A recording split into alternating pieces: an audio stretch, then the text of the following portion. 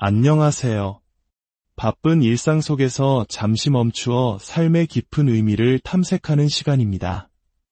오늘 우리는 우리 각자의 삶을 어떻게 하나님께 드릴 수 있는지, 그리고 그 길이 어떻게 진정한 자유와 기쁨으로 이어지는지에 대한 놀라운 지혜를 함께 나누고자 합니다. 본격적인 이야기에 앞서 잠시 시간을 내어 하나님의 은혜를 더 널리 전하는 일에 동참해 주시길 부탁드립니다. 이 영상이 여러분의 마음에 울림을 준다면 좋아요를 눌러주시고 소중한 이들과 이 말씀을 공유해주세요. 여러분의 작은 행동이 누군가에게는 큰 위로와 희망이 될 수 있습니다.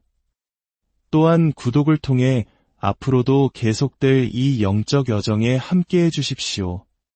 이 채널을 통해 하나님의 사랑과 진리가 여러분의 삶에 늘 함께하기를 기도합니다.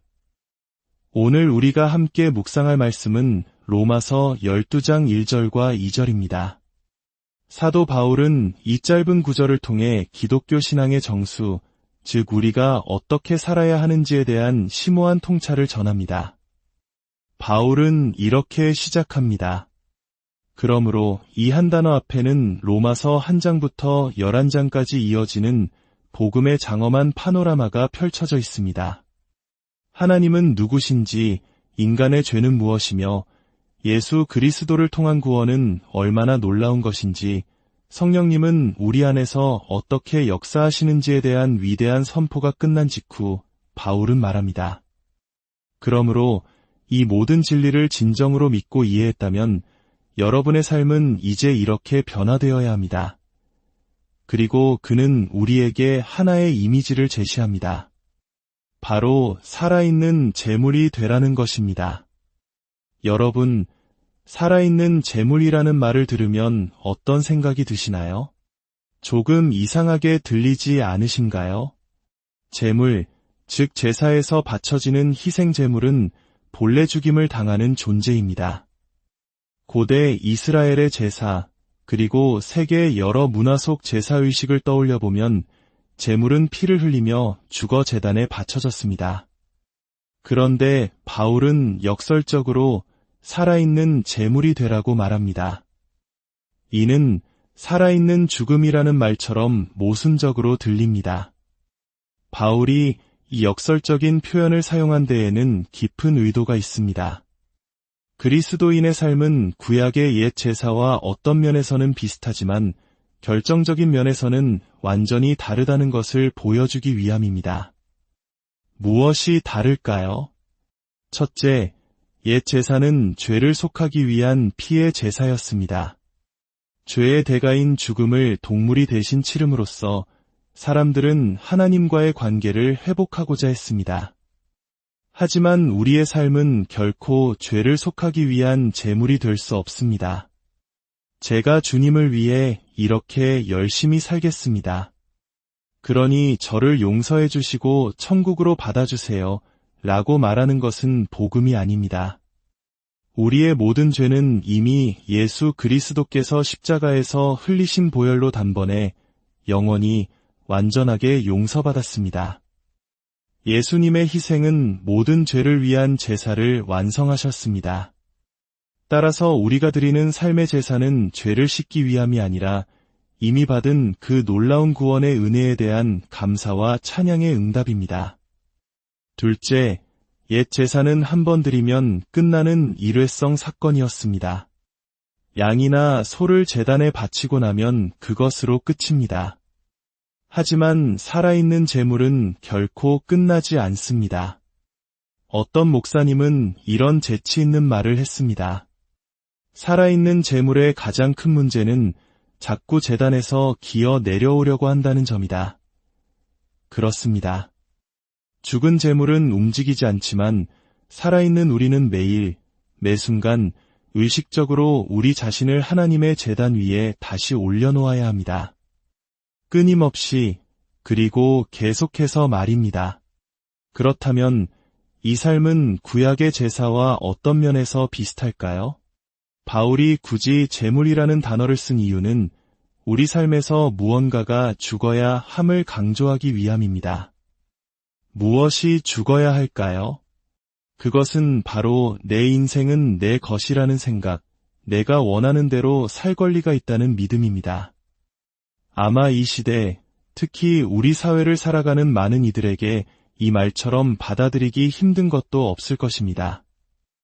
우리는 어려서부터 내 인생의 주인은 너 자신이라고 배워왔습니다. 스스로 계획을 세우고 원하는 것을 성취하며 자신의 행복을 추구하는 것이 최고의 가치라고 여깁니다. 그러나 기독교적인 삶의 본질은 바로 그 권리를 하나님 앞에 내려놓는 것입니다. 내 삶의 주도권을 포기하고 내 자신이 내 삶의 주인이 아님을 인정하는 것입니다. 내 인생에 무엇이 최선인지 내가 가장 잘 안다는 교만한 생각을 죽이는 것입니다. 그리고 그 모든 것을 하나님께 온전히 내어드리는 것입니다. 이것은 마치 죽음처럼 느껴질 수 있습니다. 주님의 말씀이 여기에 있지만 제 생각엔 맞지 않아요. 그래도 순종하겠습니다. 저는 더 이상 제 뜻대로 선택하지 않겠습니다. 라고 고백하는 것은 나의 자아에게는 사망 선고와도 같습니다. 하지만 놀랍게도 그 죽음의 반대편에는 진정한 생명이 기다리고 있습니다. 그래서 살아있는 재물인 것입니다. 죽음을 통해 오히려 참된 생명을 얻게 되는 역설, 이것이 바로 신앙의 신비입니다.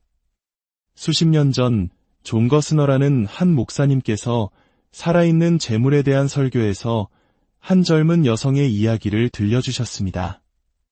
1930년대 15살이었던 이 소녀는 한 기독교 수련회에서 깊은 감동을 받고 자신의 삶을 하나님께 드리기로 결심합니다. 평생을 아시아에서 선교사로 살겠다는 서원이었습니다. 당시 10대들의 맹세가 그렇듯 몇 주도 못 가 잊혀지는 경우가 많았지만 이 소녀는 달랐습니다. 그녀는 고등학교를 졸업하고 대학에 가서도 그 결심을 굳게 지켰습니다. 선교단체를 찾아가 조사를 하고 그 길이 얼마나 어렵고 위험한지 알게 되었습니다. 1930년대와 40년대 아시아는 전쟁과 혼란으로 수많은 선교사들이 목숨을 잃었던 곳입니다. 모든 위험을 알았지만 그녀는 흔들리지 않았습니다. 선교단체는 그녀에게 두 가지를 요구했습니다. 하나는 성경과 신학, 그리고 타문학원 훈련을 받는 것이었고, 또 다른 하나는 반드시 결혼을 해야 한다는 것이었습니다. 당시에는 안전과 문화적인 이유로 미혼의 미국 여성을 아시아에 파송하지 않았기 때문입니다. 고등학교 졸업을 앞둔 어느 날 밤, 그녀는 이렇게 기도했습니다. 주님, 제 삶에서 제 손을 떼겠습니다. 편안한 삶, 안전한 삶, 다 포기합니다. 제 모든 것을 주님께 드립니다. 다른 친구들은 즐거운 미래를 꿈꾸지만 저는 제 삶을 온전히 선교에 바치겠습니다. 필요한 모든 훈련을 받겠습니다.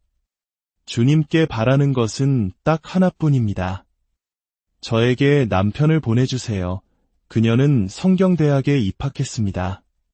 4년이 흘렀지만 남자친구는커녕 교제할 기회조차 없었습니다. 졸업 후에는 선교사 훈련을 위한 대학원에 진학했습니다. 2년의 시간이 흐르는 동안에도 아무 일도 일어나지 않았습니다. 그리고 마침내 졸업식 전날 밤이 되었습니다. 여전히 그녀 곁에는 아무도 없었습니다. 거스너 목사님은 그녀가 이렇게 회고했다고 전합니다. 그날 밤 저는 기숙사방에 앉아 분노에 가득 찬 젊은 여성이었습니다. 그녀는 하나님께 울부짖었습니다. 하나님, 어떻게 저에게 이러실 수 있습니까? 저는 이제 다른 길도 갈 곳도 없습니다. 제 모든 것을 이 길에 쏟아부었습니다. 제 삶에서 손을 떼고 모든 것을 주님께 드렸습니다. 그리고 딱 한 가지만 구했는데 당신은 그것조차 들어주시지 않았습니다. 어떻게 이러실 수 있나요? 그녀는 밤새 씨름하며 고통스러워했습니다. 그런데 그 순간 놀라운 깨달음이 그녀를 찾아왔습니다. 그녀는 자신이 스스로를 속여왔다는 것을 문득 깨달았습니다. 자신이 불행한 이유가 삶에서 손을 뗐기 때문이 아니라 단 한 번도 진정으로 손을 뗀 적이 없었기 때문이라는 것을 말입니다. 그녀는 깨달았습니다. 자신은 영웅적인 선교사의 삶이라는 하나의 이상적인 그림을 마음속에 그려놓고 있었다는 것을. 만약 내가 그런 고귀한 삶을 살 수만 있다면 내 삶은 가치 있을 거야. 나는 의미 있는 존재가 될 거야 라고 생각했던 것입니다. 그녀는 자신이 만든 그 영웅적인 삶의 시나리오를 하나님께 들이밀며 하나님, 제게 이 삶을 주셔야 합니다. 그리고 이런 방식으로 이루어 주셔야 합니다. 라고 요구하고 있었던 것입니다. 사실상 하나님을 자신의 계획을 이루기 위한 도구로 이용하고 있었지 하나님을 섬기고 있었던 것이 아니었습니다. 그녀는 말합니다. 그날 밤 저는 제 인생에서 처음으로 진정으로 제 손을 떼었습니다. 제가 어디로 가야 할지, 무엇을 해야 할지 당신께서 가장 잘 아십니다. 저는 이제 주님을 신뢰합니다. 거스너 목사님은 이야기를 마치며 젊은이들에게 이렇게 질문했습니다. 자신의 삶의 3분의 1을 선교를 위해 준비하고 재미와 안전, 편안한 모든 것을 포기했던 이 소녀조차도 자신의 삶에서 손을 뗀 적이 없었다는 것을 깨달았다면 여러분은 어떻습니까? 여러분은 정말 여러분의 삶에서 손을 떼었다고 자신할 수 있습니까? 아마 아닐 것입니다. 우리 역시 마찬가지입니다. 무엇이 그 소녀를 변화시켰을까요? 그녀는 하나님이 무한히 지혜로우시며 무한히 사랑이 많으신 분임을 진정으로 믿게 되었기 때문입니다. 하나님께서 무한히 지혜로우시다는 믿음은 우리가 성경의 모든 말씀을 내키지 않더라도 순종하게 만듭니다. 만약 나는 성경을 믿지만 이 부분은 마음에 안 들어, 이건 하고 저건 안 할래라고 말한다면 여전히 우리 자신이 인생의 왕좌에 앉아 있는 것입니다. 또한 하나님께서 무한히 선하시고 사랑이 많으시다는 믿음은 도무지 이해할 수 없는 일이 닥쳐와도 그분을 신뢰하게 만듭니다. 하나님은 나 자신보다 나를 더 사랑하시며 나보다 내 인생에 무엇이 최선인지 훨씬 더 잘 아십니다. 이 사실을 믿을 때 우리는 비로소 자유로워질 수 있습니다.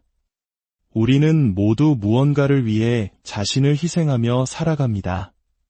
그것이 당신의 영적 예배 즉 당신이 진정으로 섬기는 대상입니다. 어떤 이는 자신의 경력을 위해, 어떤 이는 한 사람의 사랑을 위해, 또 어떤 이는 자신의 독립성을 위해 살아갑니다. 하지만 하나님 외에 그 어떤 것도 우리에게 참된 생명을 줄 수 없습니다. 오직 하나님만이 우리를 소모시키지 않고 오히려 우리를 살리는 유일한 섬김의 대상입니다. 살아있는 제물이 되는 삶은 구체적으로 어떤 모습일까요? 첫째, 우리의 모든 삶에 영향을 미칩니다. 바울은 너희 몸을 드리라고 말합니다. 여기서 몸은 단순히 육체만을 의미하지 않습니다. 영혼이 세상 속에서 행동하는 통로가 바로 몸입니다. 즉, 우리의 공적인 삶과 사적인 삶, 개인적인 삶과 사회적인 삶, 내면과 외면 모두를 하나님께 드리라는 의미입니다. 우리의 직장 생활, 돈을 쓰는 방식, 인간관계 등 삶의 모든 영역에서 복음의 원리가 어떻게 적용되어야 하는지 끊임없이 고민하고 실천해야 합니다.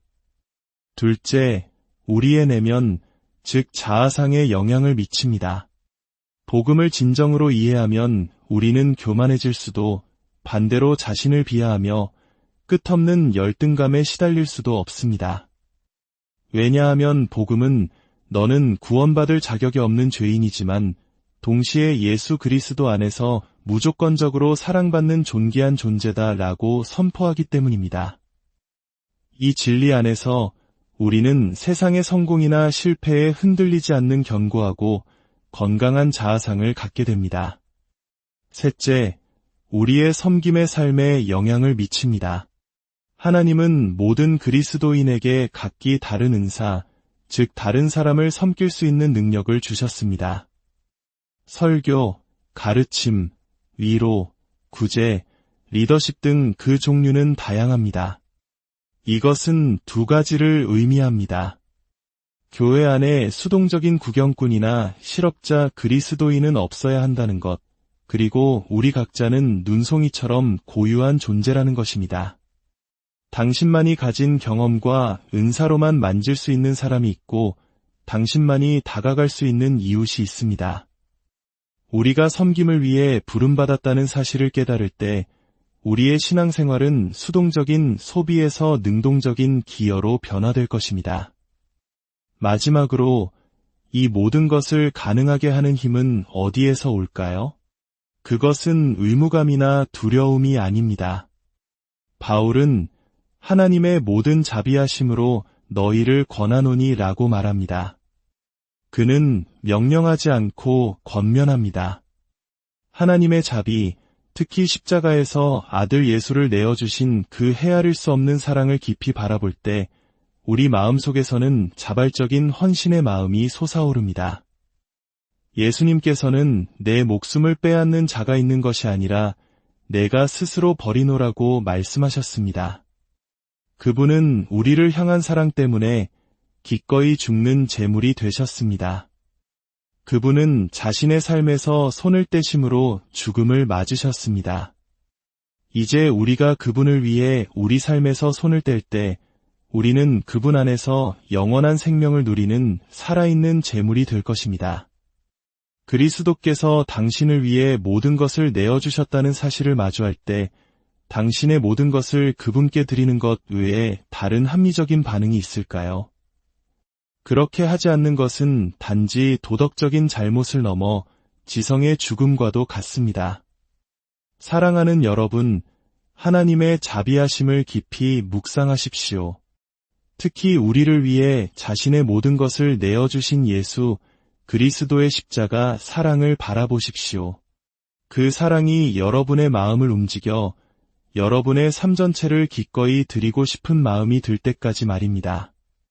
그때 우리는 비로소 깨닫게 될 것입니다. 내 삶의 주도권을 내려놓는 것이 가장 큰 상실이 아니라 가장 위대한 얻음이며 가장 완전한 자유라는 것을 말입니다. 함께 기도하겠습니다. 사랑의 하나님 아버지, 저희에게 살아있는 제물이라는 놀라운 삶의 길을 보여주시니 감사합니다. 내 인생의 주인 되려는 교만함을 내려놓고 온전히 주님만을 신뢰하며 따르게 하옵소서. 우리를 위해 모든 것을 내어주신 예수 그리스도의 사랑에 감격하여 우리의 삶 또한 기쁨으로 주님께 드리는 참된 예배자가 되게 하여 주시옵소서. 이 모든 말씀 우리 주 예수 그리스도의 이름으로 기도드립니다.